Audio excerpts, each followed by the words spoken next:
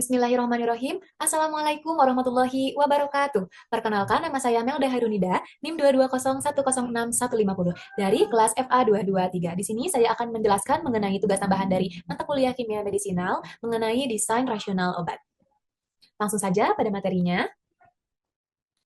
Yang pertama itu mengenai obat rasional. Apa sih itu obat rasional? Nah, obat rasional ini menggunakan penggunaan obat yang tepat sesuai untuk mengoptimalkan hasil pengobatan kepada pasien dan juga sekaligus meminimalkan risiko dan juga untuk tidak memberatkan kepada pasien tersebut. Dan juga aspek utamanya termasuk diagnosis yang akurat, pemilihan obat yang tepat, pengaturan dosis yang tepat, pemberian instruksi yang jelas kepada pasiennya. Lalu selanjutnya ini ada rational use of drugs, yaitu ada penggunaan obat yang rasional. Apa sih yang pertama itu ada right frequency of administration, yang mana itu ada frekuensi pemberian obat yang tepat. Lalu selanjutnya ini ada right route of administration, yang mana itu ada jalur administrasi yang benar. Ini maju ke sebelah kanan. Lalu yang selanjutnya ini ada right follow up, itu tindak lanjut yang benar, ada indikasi yang benar, bentuk dosis yang tepat, durasi perawatan yang tepat, informasi obat yang benar kepada pasien, dan juga ada dosis yang tepat, right dose.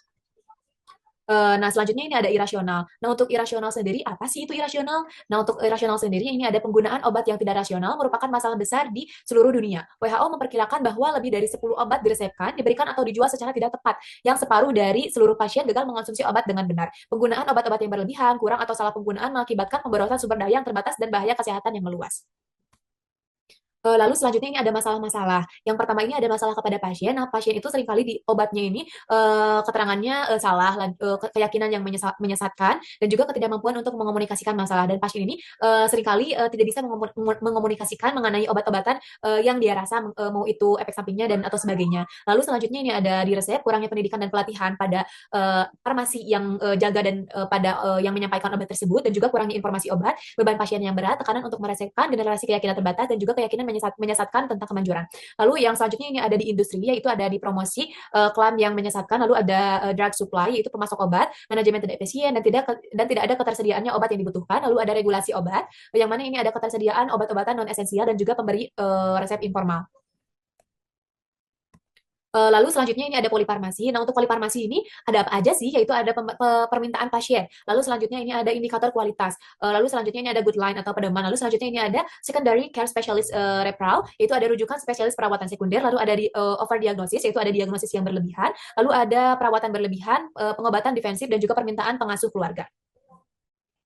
Lalu selanjutnya ini ada patient centered approach to managing polypharmacies in practice. Itu ada pendekatan yang berpusat pada pasien untuk mengelola polifarmasi dalam praktik. Yang pertama ini ada apa aja sih? Yang pertama ini ada assess pasien, yaitu ada menilai pasien. Lalu yang kedua ini ada agree goals, itu sepakati tujuan. Yang ketiga ini ada identifikasi obat-obatan yang bermasalah. Jadi diidentifikasi nih obat-obatan apa saja sih yang bermasalah pada pasien tersebut gitu. Nah, lalu yang keempat ini ada menilai resiko dan manfaat. Lalu yang kelima ini ada setujui tindakan. Lalu yang keenam ini ada berkomunikasi dengan orang lain. Lalu yang ketujuh ini yang terakhir ini ada monitor, review, and adjust regulasi gitu, regulari, yang mana ini memantau, meninjau, dan menyesuaikan secara berkala. Nah, untuk gambar yang pertama ini ada model 4M, yang mana itu untuk mengelola polifarmasi. Nah, yang penting itu what matter, yang penting itu ada ketahui dan selaraskan perawatan dengan tujuan hasil kesehatan spesifik setiap orang dewasa yang lebih tua, dan preferensi perawatan termasuk terapi yang tidak terbatas pada pasien, perawatan akhir hayat, dan di seluruh pengaturan perawatan. Lalu yang kedua ini ada medication, pengobatan. Jika pengobatan diperlukan, gunakan obat rumah usia yang tidak mengganggu hal penting bagi lansia, mobilitas, perawatan, dan juga pengaturan. Lalu yang ketiga ini ada mentation, yaitu ada pemikiran mencegah, mengidentifikasi, mengobati, dan juga mengelola demensia, depresi, dan delirium di seluruh perawatan pengaturannya. Lalu yang terakhir ini ada mobilitas, yaitu pastikan orang lanjut usia ini bergerak dengan aman setiap hari untuk menjaga fungsi dan juga melakukan hal yang penting. Nah, ini ada yang selanjutnya ini ada key intervention menurut WHO. Apa aja sih ini intervensi utama menurut WHO ini? Yang pertama ini ada pembentukan Badan Nasional Multidisiplin untuk mengordinasikan kebijakan penggunaan obat-obatan. Lalu yang kedua ini ada use of clinical guidelines, yaitu ada penggunaan obat pedoman klinik. Yang ketiga ini ada pengembangan dan pengaturan daftar obat esensial nasional. Lalu yang keempat ini ada pembentukan komite obat dan terapi di distrik dan juga rumah sakit. Lalu yang kelima ini ada pencantuman pelatihan farmakoterapi berbasis masalah dalam kurikulum sarjana. Lalu yang terakhir ada continuing in service medical education as a licensure requirement, yaitu pendidikan kedokteran berkelanjutan sebagai persyaratan perizinan begitu. Nah, untuk yang selanjutnya ini ada masih di intervensi utama menurut WHO ini ada pengawasan audit dan umpan balik. Lalu yang selanjutnya ini ada penggunaan informasi independen mengenai obat-obatan. Lalu yang ketiga ini ada edukasi masyarakat tentang obat-obatan. Yang keempat ini ada penghindaran insentif keuangan dan juga penyimpang. Lalu yang kelima ini ada penggunaan regulasi yang tepat ditegakkan, pengeluaran pemerintah yang cukup memastikan ketersediaan obat-obatan dan staf. Lalu selanjutnya ini ada contoh jurnal dari evaluasi penggunaan obat rasional di Puskesmas Kabupaten Probolinggo. Nah, untuk tujuan penelitian di sini,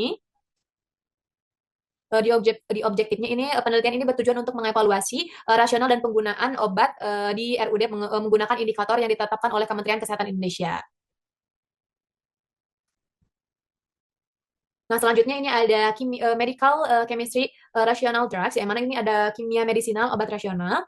Apa sih itu obat rasional? Nah, obat rasional ini merupakan obat yang dirancang berdasarkan pemahaman yang jelas tentang targetnya dan bagaimana obat tersebut berinteraksi dengan dengan tubuh pada tingkat molekulernya gitu. Nah, alih-alih hanya mengandalkan metode coba-coba, pendekatan ini juga dikenal sebagai desain obat rasional. Nah, tujuan utamanya itu untuk menciptakan obat obat dengan efikasi, selektivitas dan juga efek samping yang lebih rendah begitu.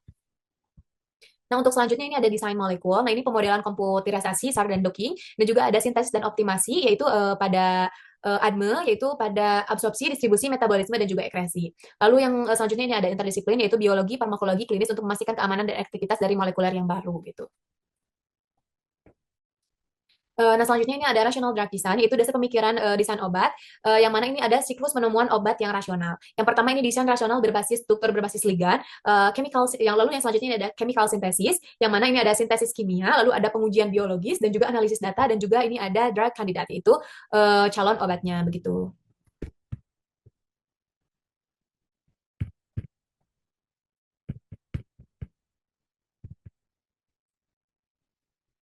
Nah, untuk selanjutnya, ini pada slide ini tuh, secara keseluruhannya, pada slide ini tuh merupakan penemuan obat dari mulai pencarian senyawa, dari mulai library development, yang mana ada 70.000 building blocks from NMR,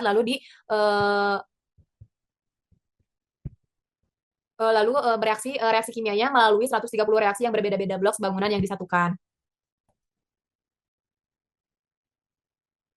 Eh, jadi eh, jadi Jadi kesimpulan dari slide ini tuh merupakan secara keseluruhan ini merupakan penemuan obat dari mulai awal pencarian senyawa skala besar melalui docking virtual diikuti oleh pengujian biologis, kemudian dengan memanfaatkan informasi struktur kristal sinar X dari target M3R ini dilakukan desain berbasis struktur melalui peluasan cincin dan juga reunifikasi untuk mengoptimalkan potensi dan juga selektivitas. Proses di akhir ini menghasilkan senyawa BS46 dan menunjuk sifat antagonis M3R dan menjanjikan.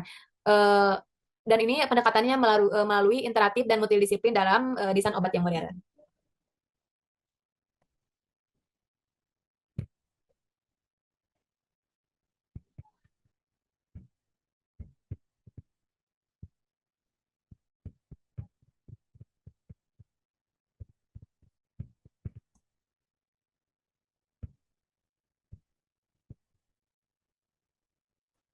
Nah, untuk slide ini tuh menjelaskan mekanisme dasar bagaimana si orexin ini mengatur terjaga dan berperilaku terkait serta bagaimana obat-obatan yang disebut antagonis orexin dapat memblokir jalur untuk menginduksi mengatasi kondisi lain seperti kecemasan dan juga gejala penarikan diri itu.